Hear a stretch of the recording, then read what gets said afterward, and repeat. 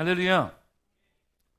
제가 어제 되게 흐뭇하고 기분 좋은 시간을 보냈어요. 아내하고 이렇게 시간을 보내고 있는데 친구 윤승재 목사님이 카카오톡으로 메시지가 하나 온 거예요. 들어가 봤더니 어떤 어플에서 쇼핑 이벤트를 하는 거예요. 자, 그 쇼핑 이벤트가 뭐냐면 뭐 가전제품이든 가구든 3천만 원어치, 무려 3천만 원어치를 내 장바구니에 넣어놓고 이벤트 등록을 하면 추첨을 해서 한 명에게 그 3천만 원어치 장바구니에 넣는 거를 보내준다는 거예요. 그래서 3천만 원어치 제가 막 골랐어요. 이게 될지 안 될지 모르지만 고르는 그 순간만큼은 너무 행복한 거죠. 너무 행복한 거예요. 가전제품 들어가서 우리가 그 카테고리 볼 때 뭐 인기순, 뭐 높은 가격순, 낮은 가격순 있잖아요. 전 높은 가격순을 처음 눌러봤어요. 높은 가격을 눌러놓고 700만 원짜리 TV를 장바구니에 넣었습니다. 700만 원짜리 TV를요. 세탁기 건조기 같이 있는 게 350만 원짜리를 장바구니에 넣어놨어요. 에어컨 350만 원짜리를 넣어놨어요. 노트북 400만 원짜리 넣었어요. 물론 내게 아니에요. 내일 발표가 나는데 여러분이 수십만 명이 할 텐데 그 중에 한 명 준대요. 그런데 여러분 그 순간만큼은 뭘 하지? 뭘 고르지? 막 행복한 거예요. 그러면서 제 아내에게 당신도 해. 둘 중에 한 명은 돼야지 라고 하면서 그랬더니 아내가 저한테 그럼 당신이 한 대로 하세요. 저한테 핸드폰 주는 거예요. 전 또다시 기쁜 마음으로 막 선택을 합니다. 여러분 언제 우리가 이런 걸 해보겠습니까? 여러분 그 순간만큼은 제가 정말로 이 3천만 원어치 이걸 사겠다는 마음으로 막 장바구니에 넣는데 장바구니에 다 넣어놓고 막 그 금액을 보면서 막 미소가 지어지는 거예요. 그러면서 마치 내가 로또 복권을 사고 당첨을 기다리는 사람 마냥 내일 제발 되기를, 내일이에요? 되기를 바라는 마음으로 기다리고 있어요. 여러분 우리는 늘 그런 긍정적인 마음, 즐거운 생각들을 갖고 살아가면 참 좋을 것 같아요. 여러분 이 시간들을 살아갈 때에 가장 안타까운 게 뭔지 아십니까? 마음에 우울감들이 있어서 그것 때문에 아픈 일들이 발생하는 것들이 참 많이 있는 것 같아요. 제가 지난번에 자가격리 2주를 했을 때 자가격리 하는 중간에 보건소에서 연락이 왔어요. 연락이 왔는데 그 담당자가 어떤 분이냐면 정신적으로 고통받는 이들 상담해 주는 분이 연락이 온 거예요. 자가격리를 하다가 우울감에 빠지고 정신질환을 앓게 되는 경우들이 왕왕 발생한다는 것이지요. 그러면 저에게 혹시 지금 마음이 평안하십니까? 행복하십니까? 혹시 우울하진 않습니까? 이런저런 질문들을 하시는데 정말 내가 우울한가? 2주 동안 그렇게 갇혀있다 보면 정말 우울할 수도 있겠다라는 생각이 드는 거예요. 우울할 수도 있겠다. 너무 힘든 거죠. 얘기를 듣다 보니까요. 또 이제 김민 목사님이 얘기하다 보니까 김민 목사님 처남은 무려 8주 동안 자가격리를 했대요. 그 회사에 자꾸 나오고 또 확진자가 나오고 하다 보니까 자가격리 끝났다 하고 회사 갔더니 다음 날부터 또 자가격리하라고. 정말 미쳐버릴지도 모를 것 같아요. 여러분 이런 시대를 살아가는 우리가 정말로 건강한 마음과 건강한 육체로 주님 앞에 설 수 있기를 주님의 이름으로 축복합니다. 여러분 우리는 건강해야 돼요.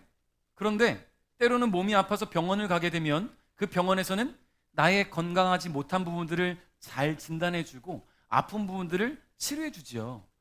때로는요 과잉 진료하는 부분들도 분명히 있어요. 제가 지난번에 이빨이 아파서 치과를 갔는데요, 가는 곳마다 임플란트를 하래요. 뽑아야 된다는 거죠. 더 이상 치료할 수 없다. 밑에 염증이 자리 잡았다. 당장 뽑지 않으면 뼈가 다 녹아낼 것이다. 걱정을 했습니다. 임플란트를 벌써 해야 되고 또 큰 돈 들어가야 되는데 고민하다가 우연히 김정희 집사님이 소개해 주신 병원을 갔어요. 갔는데요, 임플란트 얘기는 하지도 않아요. 평상시 제가 밥 먹는 습관, 침 삼키는 습관, 저의 평상시 모습, 입모양 이런 것들을 막 동영상을 촬영해 주세요. 이 의사 선생님이.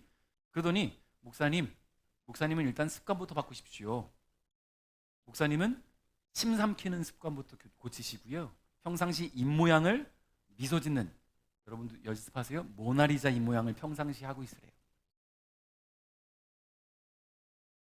모나리자 입모양을 하고 있으면 사람이 윤곽이 바뀔 수 있대요. 눈가의 주름도 사라질 수 있고요. 실제로 막 사진을 보여주는데 2달 동안 훈련한 어떤 아주머니, 50대 아주머니가 눈가의 주름이 자글자글했는데 2달 만에 주름이 없어진 거예요. 저 요즘 미소 짓고 있어요. 그리고 이제 결정적으로 이 치아 얘기를 해주시는데 임플란트 필요할 수 있겠지요. 그런데 치근단 절제술이라는 게 있습니다. 이 염증 때문에 안 좋은 이 치아에 균이 어디 있을지 모르니 뿌리 부분을 잘라내는 수술을 한번 해볼 수 있을 것 같아요. 근데 이건 결정은 목사님이 하셔야 됩니다. 수술에 대한 확률은 50%입니다. 치료받고 다시 임플란트를 해야 될 수도 있고 잘 돼서 임플란트를 안 할 수도 있습니다. 선택은 목사님이 해주십시오. 하겠다고 했어요. 아니 선택지가 있는데 왜 안 하겠습니까? 심지어 수술비가 얼마입니까? 했더니 17,400원이래요. 의료보험이 적용된다는 거죠. 그러고 생각해 보니까요. 왜 다른 병원들은 이 수술을 얘기하지 않았을까? 돈이 안 돼요. 돈이 안 돼요. 의료보험 17,400원, 우리는 17,400원만 내면 되니까 수가가 얼마 되지 않아요. 심지어 어려운 수술이에요. 잇몸에 구멍을 내고 이빨을 갈아내야 되니까 시간이 또 오래 걸려요. 그만큼 환자를 못 봐요. 그러니까 다른 병원들은 쉽지 않게 이 이야기를 하지도 않는 거예요. 한 번도 못 들어봤어요. 치근단 절제술. 그런데 이곳에서 받았습니다. 지금 치아를 수술을 받았어요. 6개월을 기다려 봐야 돼요. 밑에 뼈가 잘 자라서 차면 발치 안 해도 되고 만약에 또 염증이 생기면 그때는 발치해야 되겠죠. 수술을 끝내고 원장님이 저한테 하신 얘기가 목사님 제가 할 수 있는 건 다 했습니다. 목사님 이제 기도하시죠. 라고 저한테 교회를 다니시는지 안 다니시는지 모르겠지만 그 방법밖에 없습니다라고 얘기를 하시더라고요. 여러분 그래요.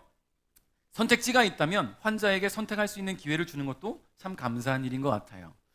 여러분 오늘 본문에 보니까 안식일에 예수님께서 어느 한 회당에서 가르치고 계실 때에 치료가 필요했던 한 여인이 등장합니다.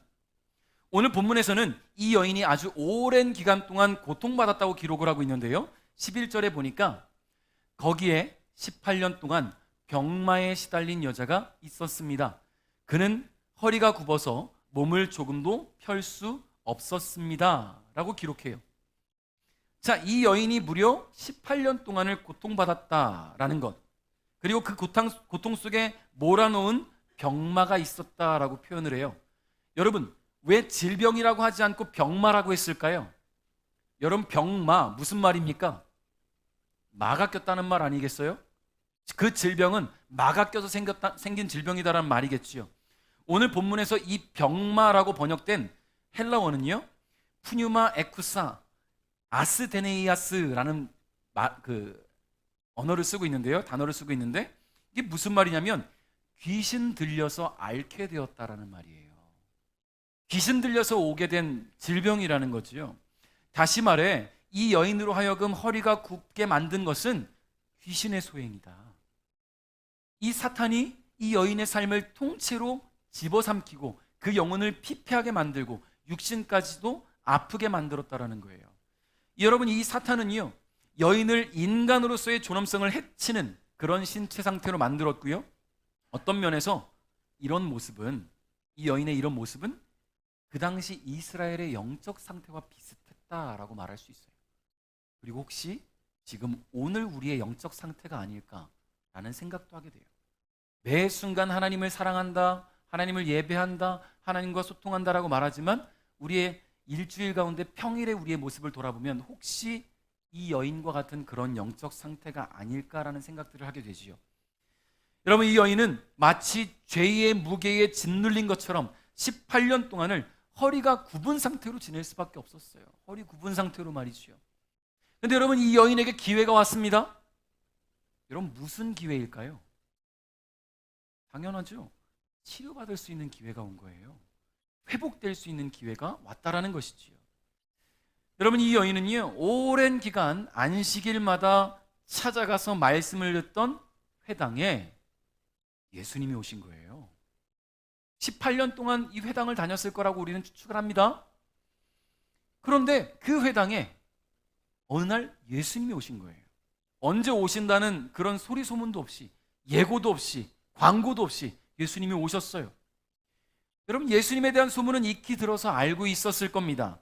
가는 곳마다 기적이 일어나고 병든 자가 치유되고 죽은 자가 살아났다는 소문이 이 지역까지 전해졌을 거예요.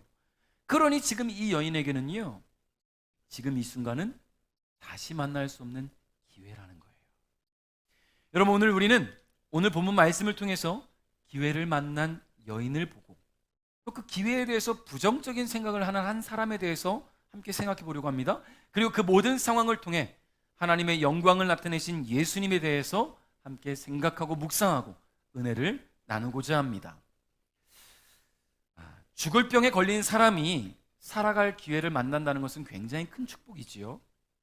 이제 앞으로 살 수 없어, 난 이제 죽음밖에 없어 라고 했는데 살아갈 수 있는 기회를 얻는다는 것, 굉장히 큰 축복이에요. 만성 골수 백혈병에 걸려서 투병 중이던 강주성 씨는 책을 썼습니다. 자기가 투병하면서 만났던 모든 환경들, 병원에서의 일들, 병원과의 그런 어떤 다툼, 그런 소송, 여러 가지 일들에 대해서 책을 썼는데 그 책의 제목이 대한민국 병원 사용 설명서라는 책이에요. 이 책에는 아주 짧은 아주 끔찍한 사건이 기록되어 있어요. 이 사람이 직접 본 사건. 그 사건이 뭐냐면요, 백혈병에 걸린 5살 꼬마에게 골수를 기증하겠다는 사람이 나타났어요. 5살 어린아이에게 골수를 기증하겠다. 자, 부모는 너무나 이제 날아갈 듯 기뻤겠죠. 아이가 살아날 수 있는 기회를 얻었으니까. 자, 꼬마는 골수 이식을 위한 처치에 들어갑니다.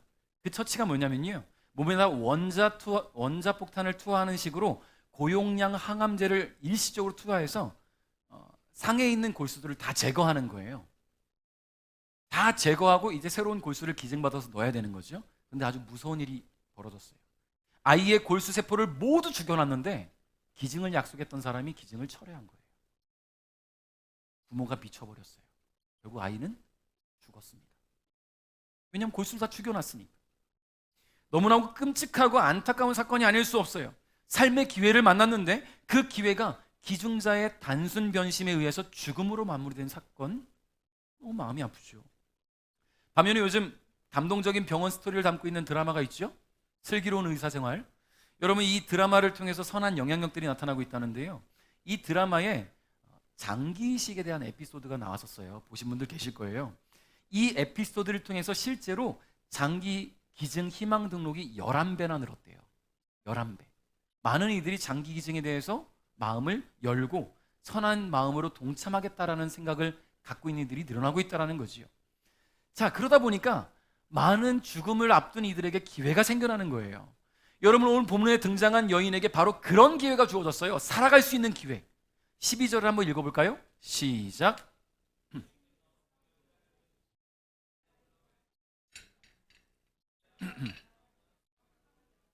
할렐루야. 안식일에 회당에 나와있던 이 여인이 언제부터 회당을 찾아왔는지는 알 수 없어요. 다만 안식일에 회당을 찾아와서 말씀을 듣는 그 자리에 이 여인이 있었다라는 거예요. 이 여인이 비록 귀신의 소행으로 나날이 고통받고 날마다 힘들어하고 아픔을 지닌 채 살아가고 있었지만 여전히 늘 말씀을 사모하고 있었다는 거예요. 안식일에는 그 말씀을 듣기 위해 회당을 찾아왔다라는 이야기죠. 여러분, 그런데요, 이 여인의 그런 마음을 누가 하셨을까요? 예수님이 하셨어요. 그 자리에 오신 예수님이 이 여인의 마음을 아셨어요. 그 모습을 보셨어요.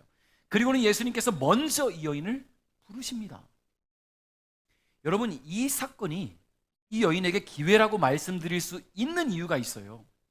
왜냐하면 이 여인을 치유하신 이 기적은 예수님께서 행하신 다른 어떤 기적들과는 조금 달라요. 뭐가 다르냐? 예수님이 주도적으로 하셨다는 거예요. 물론 다른 그런 사건들도 있었겠지만 대부분 예수님을 찾아온 사람들을 불쌍히 여기셔서 치유하셨잖아요. 중풍병에 걸려서 누워서 움직이지 못하는 그 환자를 친구들이 들것 침대채로 들고 예수님 계신 곳 지붕을 뜯고 내려서 예수님을 만나게 했잖아요. 회당장 야이로의 딸 어떻게 치료받았습니까? 회당장이 이 야이로가 예수님을 찾아왔잖아요. 여러분, 그리고 그 야이로의 집을 가는 길에 혈루증 만난 여인, 갖고 있었던 여인 어떻게 했습니까? 그 여인이 예수님의 옷자락을 잡았잖아요. 모든 기적들, 대부분의 기적들은 예수님이 주도하시지 않았고 치유받기를 원하는 이들이 예수님을 찾아오거나 예수님께 나아갔어요. 물론 그 밖에 예수님이 주도적으로 하신 사건들도 있었지요. 근데 오늘 이 여인에게도 예수님이 주도적으로 이 치유를 일으키셨다라는 것을 오늘 보게 됩니다. 13절에 보니까요, 예수님께서 그에게 손을 얹으시자 그 즉시 여인이 똑바로 서서 하나님을 찬양하였습니다. 할렐루야. 예수님은 이 여인의 안타까운 처지를 보시고는 이 말씀을 전하시다가 멈추셨어요. 얼마나 힘들겠습니까? 계속 이러고 살았는데. 근데 그 여인이 예수님의 눈에 들어온 거예요. 말씀을 전하시던 예수님의 눈에. 그리고는 여인을 부르셨어요.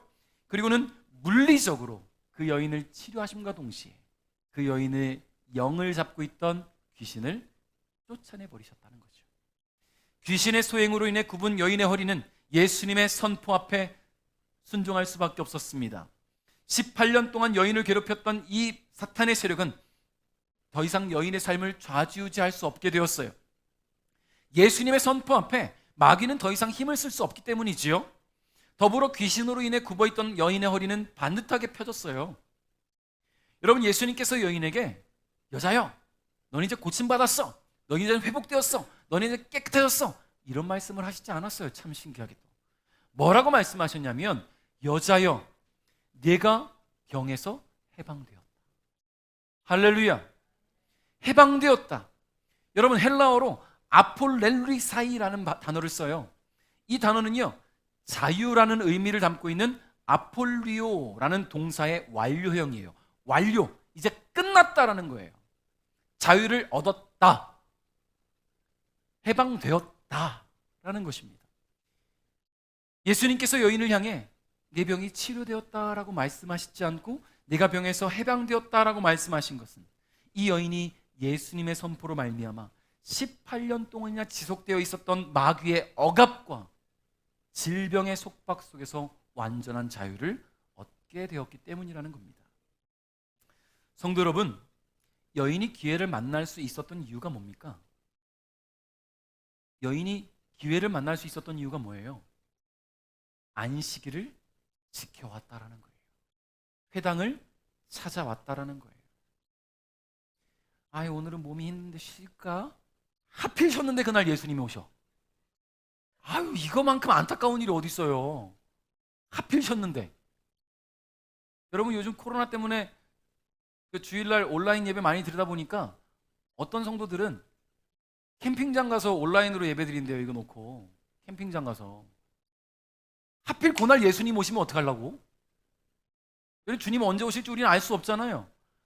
우리가 성전에서 기도하지 않고 하필 캠핑장 가 있는 그날 예수님 오시면 아이고 안타깝다.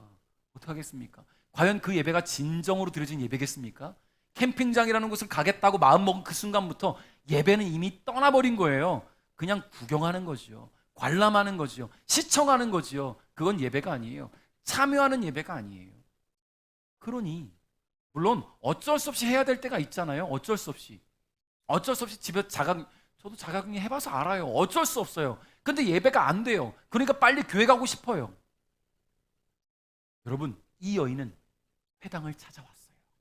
몸이 불편해도 아파도 주님을 사모했어요. 말씀을 사모했어요. 그러다 보니까 기회를 만나게 되었다는 겁니다. 여러분, 은혜의 기회는 언제나 우리 앞에 열려 있습니다. 다만 그 기회를 놓치지 않는 것은 우리의 선택에 달려 있어요. 내가 어떤 선택을 하느냐에 따라서 그 기회를 만날 수도 있고 그 기회를 놓칠 수도 있다는 것. 여러분, 그러므로 우리는 한결같은 믿음, 흔들리지 않는 신앙으로 주 앞에 나올 수 있기를 주님의 이름으로 축복합니다. 여러분, 요즘 많은 젊은이들이 주식과 코인을 많이 한다고 하지요. 그런데 코인을 한 덕분에 대기업을 퇴사하게 된 한 청년이 그 코인 관련 게시판에 글을 썼습니다. 제목, 34살 코인 덕에 대기업에서 퇴사합니다. 여러분, 대기업 그 월급도 참 많을 텐데 코인 덕에 퇴사합니다. 제가 내용을 보고 그 제목을 보고는 딱 클릭하고 들어가 봤더니요, 내용에 반전이 있었어요. 업무 중 지속적인 핸드폰 사용과 재택근무 중 자리 비움으로 인한 업무 태만으로 권고사직 당했습니다. 코인 때문에, 덕분에가 아니라 코인 때문에 권고사직 당한 거였어요. 여러분, 코인 한다고 핸드폰에 열중하다가 이거 자꾸 봐야 되니까, 떨어지면 팔아야 되니까 막 보다 보니까 대기업에서 업무 태만으로 잘린 거예요. 그럼에도 불구하고 그렇게 글 쓴 거 보니까 참 긍정적인 사람인 것 같다라는 생각을 합니다. 세상에는 모든 일에 긍정적인 사람들이 있어요. 환경이 좋지 않아도, 상황이 나빠져도 긍정적으로 생각하고 대처하는 사람들이 분명히 있어요. 근데 반면에 모든 일에 부정적인 사람들도 있더라고요. 좋은 일이 있어도 그 좋은 일 가운데서도 어떻게든 안 좋은 나쁜 부분들을 자꾸 생각하고, 나쁜 결말을 생각하고 부정적인 생각들을 일삼는 그런 이들이 분명히 있습니다. 부정적인 요소를 찾아내려고 합니다. 부정적인 생각을 멈추지 않아요. 오늘 예수님께서 허리 굽은 여인을 고치셨을 때 그 기적을 수많은 사람들이 목격했거든요. 그날은 안식일이었습니다. 회당에는 수많은 사람들이 모여 있었어요. 그들은 굽은 허리가 눈앞에서 펴지는 것을 목격했잖아요. 그 놀라운 광경을 보게 되었고, 회복된 후에 하나님께 영광 돌리는 이 여인의 모습을 보았습니다. 그런데 이 놀라운 기적 앞에 부정적인 반응을 보인 한 사람이 있어요. 그가 누구냐면 바로 회당장이에요. 이 회당의 총책임자, 회당장. 여러분, 많은 이 여인이 귀신 들려서 고통받았다는 것을 알았기에 더 기쁨으로 이 여인을 축복해 줬거든요. 이 모든 일에 되어진 것에 감사하며 하나님께 영광 돌리는 일에 많은 이들이 동참해 줬는데요. 이 회당장은 성경에 보니까 화가 났다라고 이야기를 해요. 화가 났다.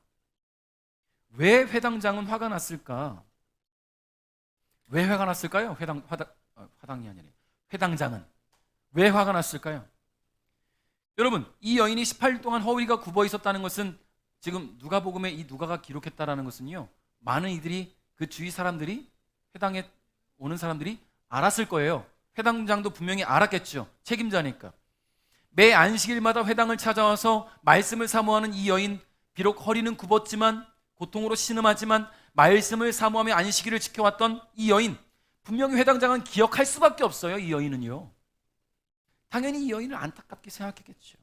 그렇다면 누구보다 이 여인의 회복에 기뻐해야 되지 않겠습니까? 제가 담임 목사인 제가 베델교회에 정말로 질병으로 고통받고 그것 때문에 오랫동안 막 10년, 20년 고통받는 이가 있다면, 그가 치유받고 회복됐다면 여러분, 기쁨의 눈물을 흘릴 수밖에 없을 거예요. 그 사람의 삶을 올가매었던 귀신이 떠나가고 그의 질병이 회복됐다면 말이죠. 그런데 회당장은 화가 치밀어 올랐어요. 참 아이러니해요. 14절 한번 같이 읽어봅시다. 시작.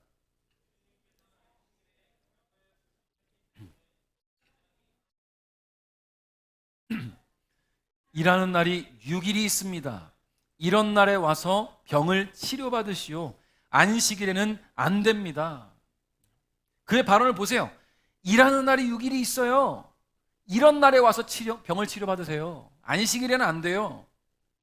여러분, 지금 회당장은요, 예수님이 행하신 이 사역의 가치를 폄하하고 있어요. 그는 예수님이 치유하신 이 사역을 일이라고 표현합니다. 일.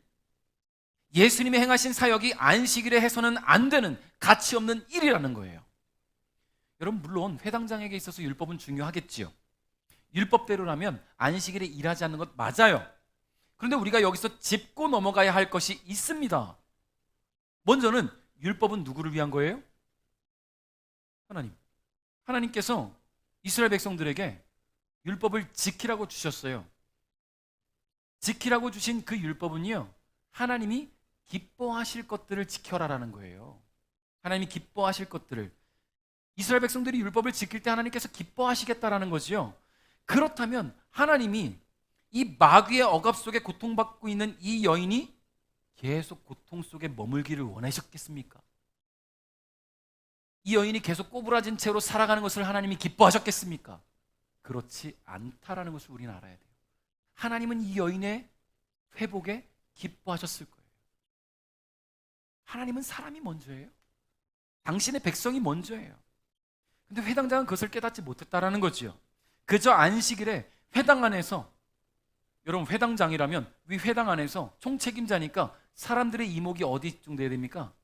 자신에게 집중돼야 돼요. 근데 예수님이 그 여인을 치료하니까 사람들의 이목이 어디로 갑니까?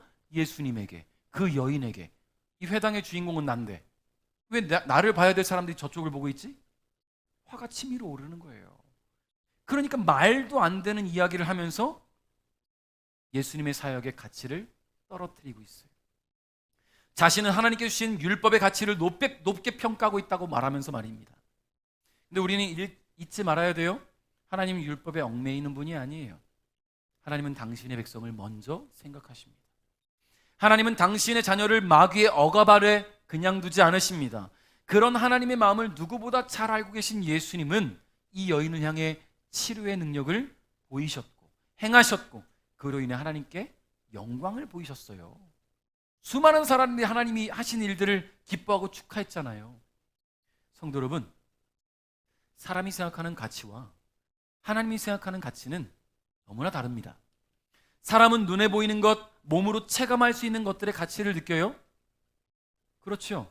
그러니까 제가 어플 속에서 3천만 원어치 이거 막 사면서 막 행복해할 수 있었던 거, 그게 우리의 삶의 가치니까, 가치 있다 여겨지는 것들이니까. 그런데 하나님은요, 그걸 가치 있다 여기지 않으세요. 하나님은 당신의 자녀를 먼저 생각하시고 하나님의 백성들에게 가치를 두신다는 것을 잊지 마시기 바랍니다. 만일 하나님이 율법의 가치를 주셨다면 이 여인의 회복은 이루어지지 않았을 거예요. 안식일에 치료됐으니까 하나님이 허락하시지 않았을 겁니다. 예수님이 이 여인 향해서 여인아 내가 병에서 해방되었다, 하나님이 아니야 아직 아니야 안식일이잖아 하고 차단하셨을 거예요. 하나님이 생각하시는 가치가 율법에 있었다면 말이죠. 그러나 여인은 분명히 회복되었습니다. 이 일은 하나님의 영광 속에 진행되었다는 사실을 우리는 잊지 말아야 합니다. 해당장은 하나님의 마음을 전혀 알지 못했던 거예요. 15절 한번 읽어볼까요? 시작. 주님께서 대답하셨습니다. 위선자들아, 너희는 안식일에 소나 나귀를 예양간에서 풀어내어 끌고 가서 물을 마시게 하지 않느냐? 아멘. 자, 예수님은 이 사역에 대해서 안식일에 해서는 안 되는 일로 폄하하는 회당장과 그를 지지하고 있는 무리들을 위선자다라고 표현합니다. 그들을 지적하셨어요. 왜 그런가 보니까요, 이 회당장을 비롯해서 율법을 준수하는 일을 우선시했던 이런 사람들이 참 아이러니하게도 자신들이 집에서 기르는 소나 나귀를 마국간에서 풀어내서 물을 먹이는 것을 안식일에 해왔다라는 거예요. 안식일에. 실제로 탈무드의 기록에 보면요, 안식일에 동물의 등에 짐을 지우고 몰고 다니는 것과 물을 운반하는 것은 금지되었지만 동물에게 물을 먹이는 것은 허용되었다라고 기록이 되어 있어요. 여러분, 이처럼 당시 유대인들은요, 율법의 규정에 없는 것들을 자기들 멋대로 만들어내서 어떤 것은 금지하고 어떤 것은 허용하곤 했습니다. 여러분, 그렇다면 과연 그들이 준수하며 가치를 말하는 그 율법, 누구를 위한 거예요? 정말로 하나님을 위한 거 맞습니까? 혹시 자기들을 위한 거 아니에요? 자신들의 그 위치와 자신들의 삶의 그 가치를 더 소중히 여기고 사람들에게 보여주기 위해서 율법을 준수하는 척한 거 아니겠습니까?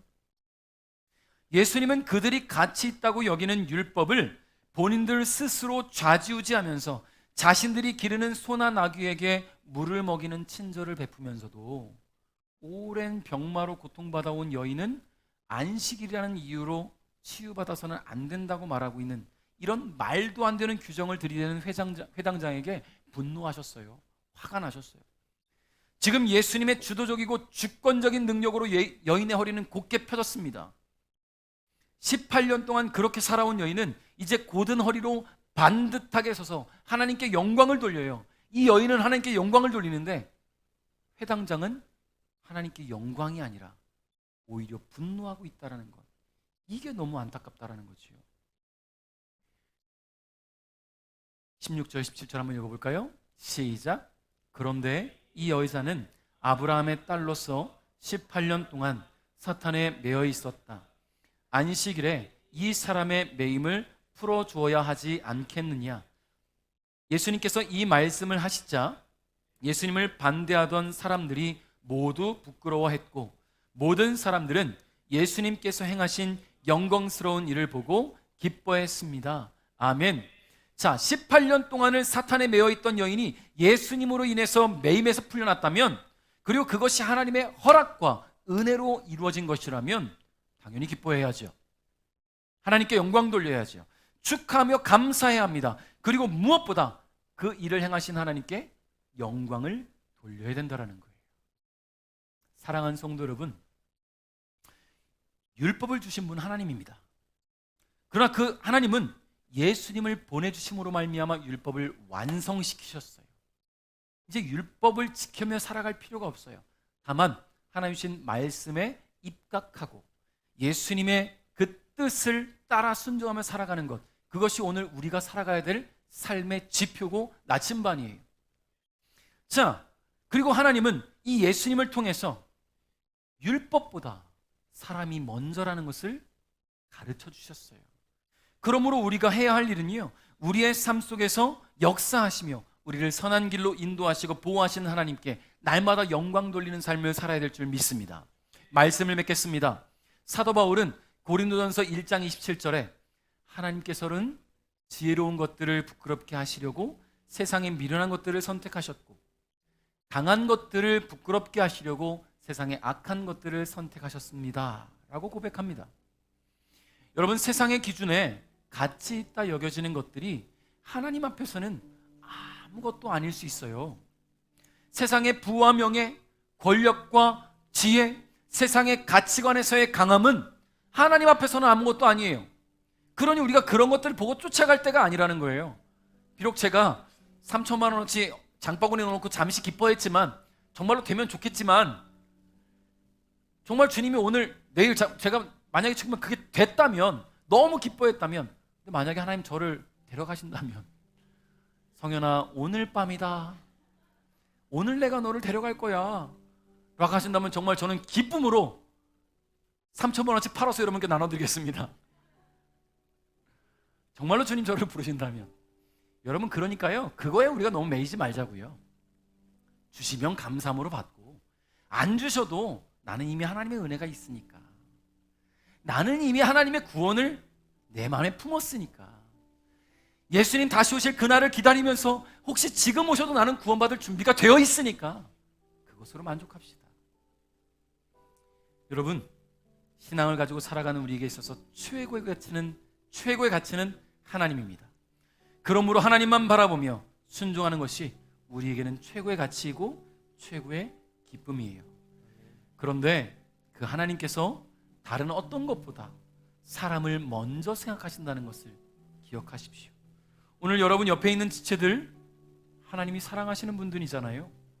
하나님이 그를 구원하시기 위해서 하나뿐인 아들을 보내주셨잖아요. 하나님의 기준에 가장 가치 있는 사랑하는 우리의 형제 자매들, 여러분 더욱 존귀한 자로 여기시고 사랑으로 안아줄 수 있는 저와 여러분 될 수 있길 바랍니다. 우리 옆에 계신 분, 앞뒤에 계신 분 축복할까요? 하나님이 당신을 너무 사랑하세요. 한 번 더 축복할까요? 나도 당신을 사랑하겠습니다. 여러분, 이거는 우리가 해야 되는 일이에요. 비록 내 마음에 저 사람은 내가 사랑하지 못하겠는데 라고 마음이 들어도 하나님이 사람이 먼저라는데 어떡하겠어요? 따라가야죠. 주님 주신 또 한 주, 주님 부르시는 그날을 기대하고 기도하며 기다리는 우리 베델 가족 모두가 이 베델 공동체 안에서 서로 사랑하고 축복하며 서로를 위해 기도하는 그런 시간들이 될 수 있기를 주님의 이름으로